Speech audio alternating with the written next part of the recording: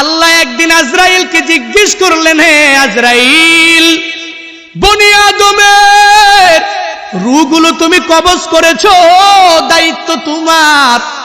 হে আজরাইল, তুমি আমারে জানাও না ওই বনি আদমের মধ্যে কোন কোন রূহ কবজ করতে তোমার অনেক কষ্ট হয়েছিল? আজরাইল জানায়া দেয়, হে ও দয়ার মালিক, বনি আদমের মধ্যে দুইটা রূহ কবজ করতে আমার অনেক কষ্ট হয়েছে। কোন দুইটা রূহ? বলে এক নম্বরে এক আল্লাহর বান্দি মহিলা, বিশাল এক সমুদ্রের মধ্যে জাহাজটা প্লাবনের মধ্যে পড়িয়া যখনই ডুবিয়া যাবে, ওই হালাতে সবাই ডুবিয়া গেল। এক প্রেগনেন্ট মহিলা, গর্ভবতী মহিলা কাঠের মধ্যে বসা, একটু পরেই এই মহিলা একটা বাচ্চা প্রসব করবে। তোমার কুদরতের কারিশমা, ওই কাঠের উপরেই আল্লাহর বান্দির একটু পরে প্রসব হয়ে গেল। সন্তানটা দুনিয়ার মধ্যে ওই কাষ্ঠের উপরে যখন দুনিয়াতে আসলো, তখনই তোমার অর্ডার হয়ে গেল, হে আজরাইল, যাও এই বান্দির রূহটাকে কবজ করে তুমি নিয়ে চলে আসো। আমি যখন ওই কাঠের উপরে ঝুলন্ত ওই মহিলার রূহটাকে কবজ করার জন্য যখন আমি চলে গেলাম, আমার মনের মধ্যে অনেক কষ্ট ওই সময়ে লেগেছিল। কারণ কি আল্লাহ জানেন না? কারণ হলো এই কাঠের মধ্যে যে এই বান্দির সন্তানটা, ওই সন্তানের কি উপায় হবে, কই যাবে? কারণ দুনিয়াতে তার মা থাকবে না। মা ছাড়া সন্তানেরা যেই পরিমাণ পাগল পারা হয়ে যাবে। হে বান্দারা, ওই হসপিটালের বেডের মধ্যে গিয়া দেখবেন, ওই জায়গার মধ্যে কত মায়েরা ডেলিভারির সময়ে দুনিয়া থেকে বিদায় নিয়ে চলে গেল। সন্তানেরা কত কষ্ট করে লালিত পালিত হয়ে গেল।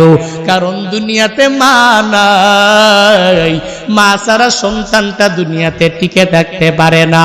70 বছরের ওই মুরব্বী নিজের মা হারাইয়া কান্দে, চোখের পানি ফালায়া, ওই বাবা হারাইয়া কান্দে। কারণ বান্দা তো জানে আমার নাতি নাতনির অভাব নাই, এই দুনিয়াতে আমার ছেলের অভাব নাই, এই দুনিয়াতে আমি সব কিছু দুনিয়াতে পাইয়া গেলাম, এখন আমার কোনো কিছুর অভাব নাই। কিন্তু আমার মা ছাড়া আমার এতিম অবস্থা হয়ে যায়, আমার বাবা ছাড়া আমার এতিম অবস্থা হয়ে যায়। সন্তানটা বড় হয়ে গেল, এরপরেও মা ছাড়া চলতে পারে না। মা যার নাই, মনে হয় ঘরের মধ্যে কোনো একটা নাই। যার বাবা নাই, ওই বান্দা পূর্ণাঙ্গ ভাবে বলতে পারে মনে হয় ঘরের মধ্যে টাকা আছে, সন্তানেরা আছে, বউ আছে, স্ত্রী আছে, পুত্রবধূ আছে, বাবা নাই, মানে ঘরের মধ্যে কোনো একটা মানিক নাই। ওই যে মহিলাটা বাচ্চা প্রসব করলো, আজরাইল বলে, আল্লাহ ওই মহিলার রূহটাকে কবজ করে আমি যখনই নিয়ে আসব, তখন মনে আমার অনেক কষ্ট লেগেছিল। কেন জানেননি? কারণ এই সন্তানের উপায় কি হবে এই চিন্তা ভাবনা করিয়া। কারণ আপনার আদেশ আমার মানাই লাগবে, কারণ আল্লাহর আদেশের উপরে অন্য কোনো কিছু করা যাবে না। আপনার আদেশ মানা লাগবে, নির্ধারিত টাইমের মধ্যে রূহ আমার কবজ করা লাগবে। কারণ আমি আপনার কমান্ড অনুযায়ী যেই সুন্দরভাবে চলাফেরা করি। আজরাইল তো কারো কাছ থেকে বান্দা অনুমতি নেয় না, শুধু নিয়েছেন নবীর কাছ থেকে। আল্লাহ আজরাইলকে নবীর কাছে পাঠিয়েছিলেন, হে আজরাইল, যাও নবীর কাছে তুমি দৌড়ায় যাও, ওই নবীর রূহটাকে কবজ করার জন্য। নবী যদি অনুমতি দেয়, তাহলে অনুমতি দিলে রূহটাকে কবজ করবা। নবী যদি অনুমতি না দেয়, রূহটা কবজ করা তোমার পক্ষে সম্ভব হবে না। ওই নবী কেমন নবী পেয়েছো? যেই নবীর রূহটাকে কবজ করার জন্য আল্লাহ আজরাইলকে পাঠাইলেন, আর বললেন নবী যদি অনুমতি দেয় তাহলে কবজ করবা, নবী যদি অনুমতি না দেয় তাহলে কবজ করতে পারবা না। আজরাইল নবীর কাছে আসলেন, আয়েশা বললেন, হ্যাঁ নবী আমার, আল্লাহ পাঠিয়েছেন, যদি অনুমতি দেন রূহটাকে কবজ করে আমি নিয়ে যাব, যদি অনুমতি না দেন আমি কবজ করব না। নবী আমার বলেন, অনুমতি দিব না, আল্লাহর কাছে আমার একটা কথা বাকি রইল, হে আজরাইল, আইনা আখি জিবরাইল, আমার ভাই জিবরাইল কই, তুমি আমারে জানায়া দাও। যখন আজরাইলকে বলা হলো, আজরাইল বলে, জিবরাইল ফিস সামাইল উলা, প্রথম আসমানের মধ্যে জিবরাইল বলে যাও যাও ওই জিবরাইলকে যা খবর দাও আমার কাছে আসতে বলো। আমি জিবরাইলের কাছে একটা কথা বলবো, এটা রবের কাছে নিয়ে আসে পৌঁছায়া দিবে। আজরাইল জিবরাইলের কাছে চলে গেলেন। এবার জিবরাইল যখন রহমাতুল লিল আলামিনের দরবারে চলে আসলেন, নবী চোখের পানি ফালাইয়া কাঁদে। এই দেখে জিবরাইল ও চোখের পানি ফালাইয়া যখন কাঁদে, নবী আমার ডেকে বলে, হে ভাই জিবরাইল, তুমি কেন চোখের পানি ফালাইয়া কান্না করো বুঝলাম না। জিবরাইল বলে, নবী আপনি কেন কান্না করেন আমি বুঝি না, আপনি তো আল্লাহর বড় প্রিয়, ওই রবের দরবারে মুলাকাতে চলে যাবেন, আপনার কান্না করার কোনো দরকার নাই, কোনো প্রয়োজন নাই। আপনি কান্না করেন কেন?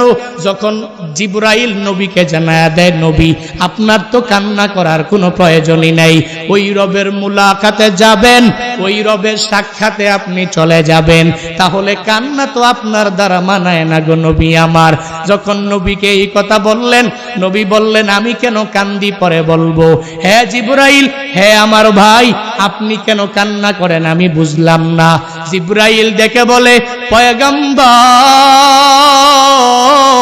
আমি আপনার কাছে একবার দুইবার তিনবার পাঁচবার ওহী নিয়ে আসছি, ব্যাপারটা এমন না। আল্লাহ আমারে নিযুক্ত করেছেন 1,24,000 পয়গম্বর, এই সব পয়গম্বরের কাছে ওহী নিয়ে আসার দায়িত্ব আমার। আমি সবার কাছে অনেকবার আসি নাই, কারো কাছে 10 বার, কারো কাছে 20 বার, কারো কাছে 50 বার, কারো কাছে 100 বার, কারো কাছে 200-300 বার আমি ওহী নিয়ে আসলাম। কিন্তু হে নবী, আমি আপনার কাছে যে আসলাম, আপনার কাছে আসছি একবার না, দুইবার না, 500 বার, 1000 বার, 2000 বার নয়। আমি জিবরাইল হইয়া আমার মাওলার পক্ষ থেকে ওহী নিয়া আপনার কাছে আমি এসেছি 24,000 বার। আরো জোরে কন্যা সুবহানাল্লাহ। জিবরাইলের জন্য বলে, হে নবী, এজন্যই আপনার দেখে আমার বড় মায়া লাগে, আমি আপনার কাছে আর আসতে পারবো না, এই চিন্তা নিয়ে আমি চোখের পানি ফালায়া কান্দি, কারণ আল্লাহ আপনারে উঠায়া নিয়ে যাবে, এজন্য আমি কান্দি। এবার জিবরাইল বলে, হে নবী আপনি কান্না করেন কেন আমার বুঝে হয় না। নবী আমার বলেন, হে জিবরাইল, আমি কেন কান্না করি জানো জানো জানো, আমি তো আমার রবের মুলাকাতে চলে যাব, কিন্তু এই দুনিয়ার মধ্যে আমার যে উম্মতেরা থাকবে, ওই উম্মতেরা আমার জন্য বড় পাগল, এই উম্মতেরা মদিনার জন্য অনেক বড় পাগল পারা, আমি নবীর জন্য অনেক বড় পাগল পারা। আমার এই উম্মতের উপায়টা কি হবে? রবের কাছে যাও আর আল্লাহর কাছে গিয়া জানাইয়া দাও, আল্লাহ যতক্ষণ পর্যন্ত আমার উম্মতের দায়িত্ব না নিবে, আমি ততক্ষণ পর্যন্ত রূহ কবজ করার অনুমতি দিব না। জিবরাইল চলে গেলেন মাওলার দরবারে যাইয়া আল্লাহর কাছে বললেন, ও মালিক, আপনার পয়গম্বর রূহ কবজ করার জন্য অনুমতি দেয় না। ও আল্লাহ, যদি আপনি আপনার নবীর উম্মতের জিম্মাদারি যদি না নেন, তাহলে রূহ কবজ করার অনুমতি আপনার নবী দিবে না। যখন এই কথা বলল, এই কথা বলার পরে আল্লাহ বলেন, হে জিবরাইল, যাও যাও আমার নবীর কাছে চলে যাও, ওই নবীর কাছে গিয়া তুমি জানায়া দাও, ওই নবী দুনিয়াতে জীবিত থাকা অবস্থায় উম্মতের জন্য নবী এত বড় পাগল পারা, ওই উম্মতের জন্য নবী দায়িত্ব নিয়ে নিল, নবীকে আমি আল্লাহ উঠে নিয়ে যাব, আজরাইল রূহটাকে কবজ করার পর থেকে কিয়ামত পর্যন্ত আমি আল্লাহ আমার নবীর উম্মতের দায়িত্ব আমি নিজেই নিয়ে নিলাম। ইমামুল আউয়ালিন ওয়াল আখিরিন, বহরে সদকা রহমাতাল লিল আলামিন, শুধু ওজুদাস রহমাতাল লিল আলামিন, মসজিদে উ শুদ্ধ হামারু এ জমিন, সৈয়দুল কাউনাইন খতমুল মুরসালিন, আখিরামত বুদে ফখরুল আউয়ালিন। ওই নবীর কাছে অনুমতি নেওয়ার জন্য আজরাইল আসলেন। হে বান্দারা, এরপরে যখন জিব্রাইল আল্লাহর কাছে এই কথা বলার পরে আল্লাহ যখন বললেন যাও যাও নবীর উম্মতের জিম্মাদারি আমি নিয়ে নিলাম, এই কথা বলার পর এবার যখন জিব্রাইল চলে আসলেন নবীর কাছে এসে বলে, হে নবী আমার, আল্লাহ বলেছেন আপনার উম্মতের দায়িত্ব আল্লাহ নিজেই নিয়ে নিয়েছেন। এবার নবী বলে অসুবিধা নাই, এখন আর আমার কোনো চাওয়া নাই পাওয়া নাই, কোনো কিছুই নাই। হে আজরাইল, তুমি আমার রূহটাকে কবজ করে করে করে করে নিয়ে যাও। আজরাইল রাহমাতুল লিল আলামিনের রূহটাকে কবজ করার জন্য ওই নবীর বুকের মধ্যে যখনই হাতটা রাখলেন, রাহমাতুল লিল আলামিন বলে, ভাই আমার আজরাইল, আমার মনে হয় তুমি যে আমার বুকের মধ্যে হাতটা রাখলা, এই হাতটা রাখছো মনে হয় আসমান জমিন তুমি আমার বুকের মধ্যে উঠায়া দিলা। হে ভাই আমার আজরাইল, আমার উম্মতের বেলায়ও কি এমনটা হয়ে যাবে? আমার উম্মতেরও কি এই পরিমাণ কষ্ট হয়ে যাবে? কারণ আমার এই উম্মতেরা আমি নবীর জন্য বড় পাগল। বাংলাদেশ মদিনা থেকে কত দূর, এরপরেও এই উম্মতেরা নবীর জন্য কত বড় পাগল পারা। ওই নবীর রওজায় যাওয়ার জন্য এই মানুষগুলো কি পরিমাণ পাগল পারা। মক্কায় মদিনায় যেতে চায় না এমন কোন বান্দা নাই। বাংলাদেশ বাদ দাও, পৃথিবীর যে কোনো প্রান্তে যেই নবীর আদনা থেকে আদনা উম্মত আছে, ওই উম্মত নবীর রওজায় যাইয়া সশরীরে সালাম দেওয়ার জন্য বড় পাগল পারা। কত বান্দা টেলিফোন করে বলে, হুজুর ওই যে মক্কায় গেলেন মদিনায় গেলেন, আমার টাকা নাই, আমার এবিলিটি নাই, আমি মক্কায় যেতে পারি না, মদিনায় যেতে পারি না, আমি আমার নবীর রওজা মুবারকের সামনে যাইয়া সশরীরে আমি নবীরে সালাম দিতে পারি না, আমার জন্য দোয়া করবেন। আমি জীবনে একবার হলেও যাতে করে মদিনার মধ্যে যেতে পারি, আমি যাতে করে জীবনে একবার হলেও মক্কায় যেতে পারি। এই উম্মতেরা নবীর জন্য এত বড় পাগল পারা, নবী উম্মতের জন্য কি পরিমাণ পাগল।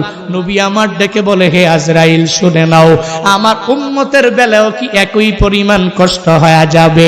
আজরাইল বলে, নবী না না না, আপনার উম্মতেরা যদি আপনার সুন্নতের উপরে আমল করে করে যদি দুনিয়ার মধ্যে চলতে পারে, আপনার রবের আদেশ মানিয়া মানিয়া যদি চলতে পারে, ওই রবের ক্ষমা নিয়ে যদি সামনে আগাইয়া যেতে পারে, তাহলে শুনেন নবী আমার, এদের জানটাকে এদের রূহটাকে কবজ করার সময় তারা উপলব্ধিও করতে পারবে না, তারা টেরও পাবে না। ছোট্ট বাচ্চা মায়ের কুলের মধ্যে যেরকম ভাবে দুধ পান করে, ওই ছোট্ট বাচ্চার কোনো টেনশন নাই, কোনো চিন্তা নাই, ঠিক একই রকম ভাবে দুনিয়াতে যেই বান্দা মুমিনে কামেল হয়ে যাবে, নবী আপনার খাঁটি উম্মত হয়ে যাবে, এরকম কষ্ট হবে না, সুখে শান্তিতেই এদের রূহটাকে কবজ করা হবে। তবে নবী, যারা দুনিয়াতে আপনাকে মানবে না, আল্লাহর আদেশ অনুযায়ী নিজের জিন্দেগিটা চালাবে না, হে নবী, যারা দুনিয়াতে আপনার কমান্ড অনুযায়ী যেই সুন্নতের আমলগুলো যারা করতে পারবে না, নবী তাদের বেলায় একই রকম করা হবে না। বলে একটা জীবন্ত খাসি, ওই খাসিটাকে যদি কোনো বান্দা জবাই না করে, আস্ত যদি ওই খাসির চামড়াটা যদি ছিলে ফেলে, যেই পরিমাণ কষ্ট খাসিটার হয়ে যাবে, এর চাইতেও বেশি কষ্ট হয়ে যাবে। যেই বান্দা নামাজ পড়ে না, যেই বান্দা রোজা রাখে না, যেই বান্দা নেক আমল করে না, তার এর চেয়েও বেশি বান্দা কষ্ট হয়ে যাবে রূহটা কবজ করার। তো বারংবার বলি, নবীর বেলায় অনুমতি নেওয়া হইল, আজরাইল আসলেন নবীর বেলায় নিলেন, তোমার বেলায় আমার বেলায় কশিন কালেও নেওয়া হবেনি, হবেনি নেওয়া। ওই যে আল্লাহ আজরাইল রেজি গাইলেন দুইটা রূহ কবজ করতে তোমার কষ্ট হয়ে গেল, এক নম্বরে ওই কাস্টের উপরে ওই মহিলার রূহটাকে কবজ করতে কষ্ট হয়ে গেল, দুই নম্বরে কোন রূহ?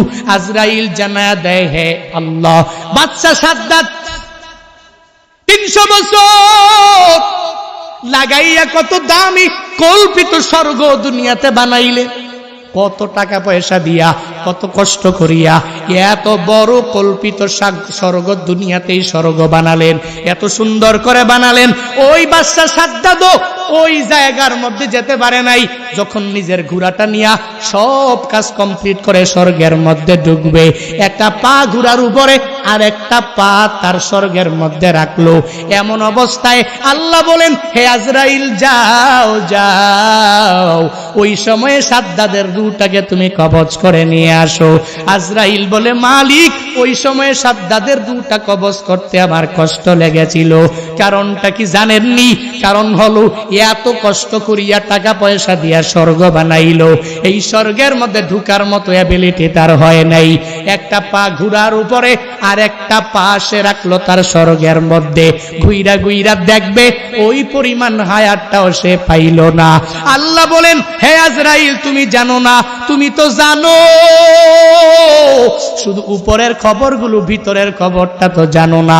ওই যে জাহাজের মধ্যে কাস্টের উপরে যেই মহিলার রূহটাকে তুমি কবজ করলা, ওই মহিলার রূহটা কবজ করতে তোমার কষ্ট লেগেছিল। ওই মহিলা প্রসব করেছে যেই বাচ্চা, ওই বাচ্চাই হলো তুমি যেই বাদশা সাদ্দাদের কথা বলো, ওই মহিলার বাচ্চাই হলো বাদশা সাদ্দাদ। এই সব কিছু বইলা বইলা কি বুঝাইতে চাই? মরণ হবে কি হবে না? কোন সময় হবে এই গ্যারান্টি আসেনি, কেউ দিতে পারবে? ডাক্তার, মা বাবা কেউ দিতে পারবে না, কেউ পারবে না। কোন সময় আমি মারা যাব, কোন সময় কবরের ডাক আমার চলে আসবে, যেহেতু জানাও নাই, যেহেতু গ্যারান্টিও আমি দিতে পারবো না।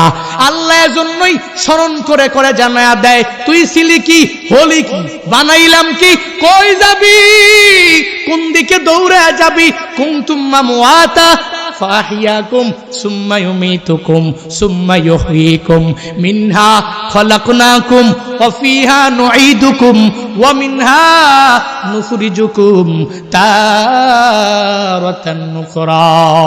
আল্লাহ বলেন, তুই ছিলি কি, এই মাটি থেকে বানাইলাম, আবার যাওয়া লাগবে কবরের মধ্যে, আবার ওখান থেকে আমি আল্লাহ আবার তোরে ওঠাবো, আমি আল্লাহর বিচারের কাঠগড়ায় তোর দাঁড়াইয়া যাওয়া লাগবে। এজন্য বলি, হে কুমিল্লা এলাকার মানুষেরা, হে লালমাই এলাকার মানুষেরা, হে শিশপুর এলাকার মানুষেরা, হে ইউনিয়নের মানুষেরা, শুনে নাও, তোমাদেরকে বলে যাই, এখন থেকেই নামাজ পড়বা, এখন থেকেই রোজা রাখবা, এখন থেকেই নেক আমলের লাইনে আগাইয়া যাওয়া লাগবে। কালকে পড়বো, এর পরের দিন পড়বো, এক সপ্তাহ পরে ভালো হয়ে যাব, ওই গ্যারান্টি আমার মাঝেও নাই, তোমার মাঝেও নাই। কারণ যে কোনো সময় কবরের ডাকটা বান্দা চলে আসতে পারে, যে কোনো সময় ওই কবরের ডাক চলে আসলে বান্দা তোমার চলে যাওয়া লাগবে। হে যুবকেরা, বাইক নিয়ে যে এত দৌড়াও, ওই কত কত দামি দামি বাইক কিনা বাইকাররা রাস্তার মধ্যে পড়ে অ্যাক্সিডেন্ট করে সাথে সাথে মারা গেল। এই যে 2-3 দিন আগেও নিজের চোখে তাকায়া দেখলাম একটা বাইক এক জায়গায় পড়ে আছে, ওই বাইকের যে বাইকার সে লাশ হয়ে পড়ে আছে। এরকম বিভিন্ন জায়গায় প্রতিদিন ফেসবুকে, ইউটিউবে বিভিন্ন জায়গায় তাকায়া দেখ, শুধু বাইক অ্যাক্সিডেন্ট, অভাব নাই, একটা না একটা হয়ে গেল। ওই বাইকার জানে না এখনই আমি মারা যাব, সে যদি জানতো তাহলে বাইক নিয়ে বের হইতো না, এত পাগল পারা হয়ে দুনিয়াতে ঘুরতো না। এজন্য বলি, যে কোনো সময় মরণ হয়ে যেতে পারে, আমিও জানি না, তুমিও জানো না, কেউ জানে না। এজন্য বাড়িতে যাইয়া এখন থেকেই 5 বেলার নামাজে তুমি হয়ে যাও, এখন থেকেই নেক আমলের লাইনে অগ্রগামী হয়ে যাও, তুমি আল্লাহর ওলি হয়ে যাও।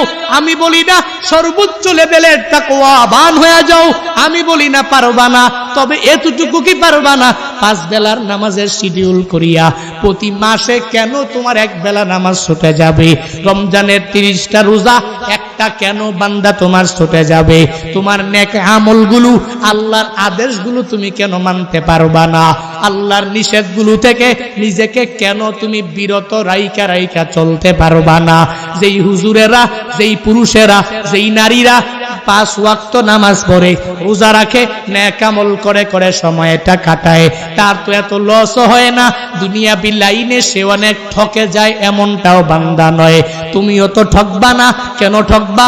বরং 5 বেলার নামাজি যেই বান্দা, তার ধন দৌলতের মধ্যে বরকত দিয়া দেন কে? জোরে বলেন। দুনিয়াতে দেখবেন ধনী যারা, যেই বান্দা 5 বেলা নামাজি, ওই বান্দাই দেখবেন এত ধনী। তার ধনী ঠিক আছে, টাকা পয়সার মধ্যে বরকতের অভাব নাই, তবে যেই বান্দা ধনী হয়েছে হালাল ওয়েতে, হারাম ওয়েতে যে ধনী, সুদি লেনদেন টেনদেন কইরা ঘুষ টুস খায়া যে হইছে ধনী, ওই ধনে কোনো বরকত নাই, ওই টাকায় কোনো বরকত নাই, ওই বাড়িতে বরকত নাই, ওই সন্তানগুলোর মধ্যে কোনো বরকত নাই, কারণ টাকার মধ্যে তো হালাল নাই।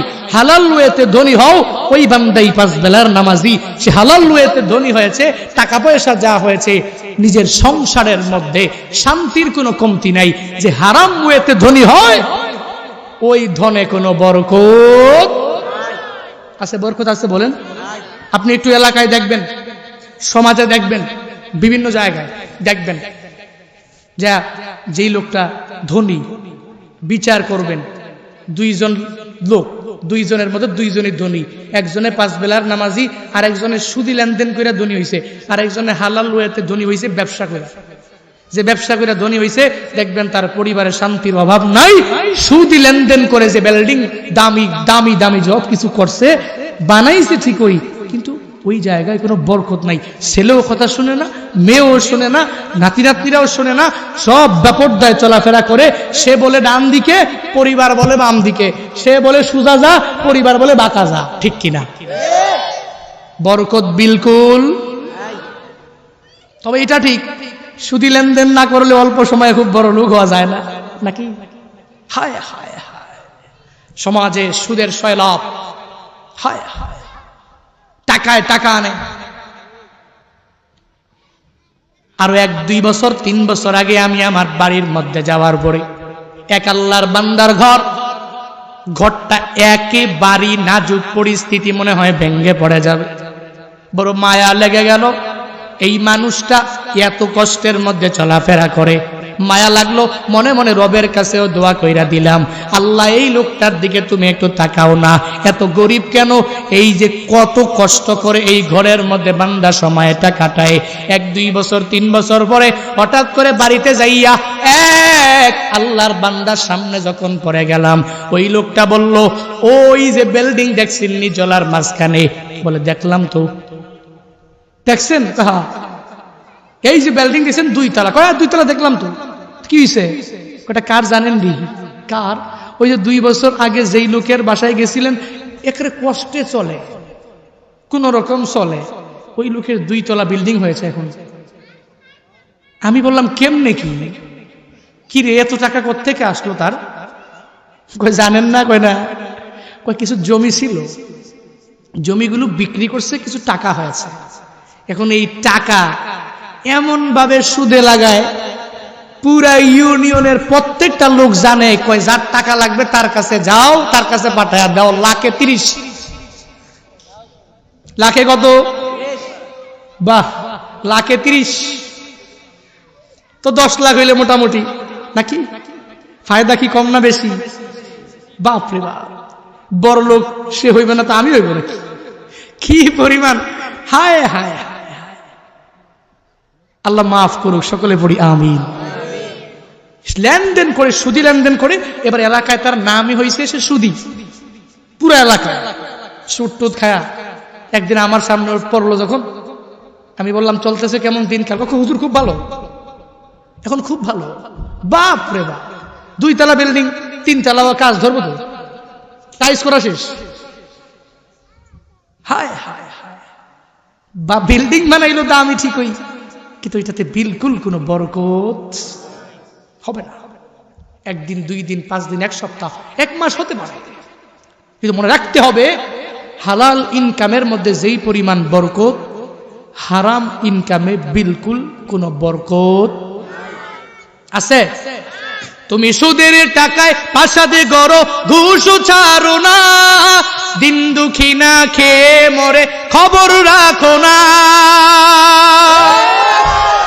তুমি সুদ খেয়েও বিচার করো সাজিয়া প্রধান, ঘুষ খেয়েও বিচার করো সাজিয়া প্রধান। তুমি কেমন মুসলমান, তুমি কেমন মুসলমান, কেমন মুসলমান, তুমি কেমন মুসলমান।